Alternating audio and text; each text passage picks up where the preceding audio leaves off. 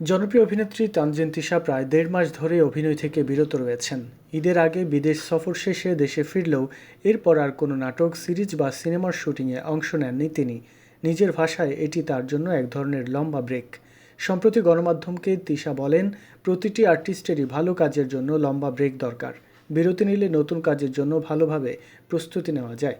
বলিউড অভিনেতা শরমন জোশীর বিপরীতে ভালোবাসার মৌসুম নামের একটি সিনেমায় তার অভিনয়ের খবর সম্প্রতি প্রকাশ পেয়েছে।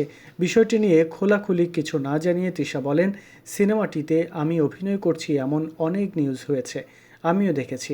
নিউজ তো আসলে অনেক হয়, সেই সব নিউজে কতটা সত্যতা থাকে কতটা থাকে না তা অডিয়েন্স ভালোই জানেন।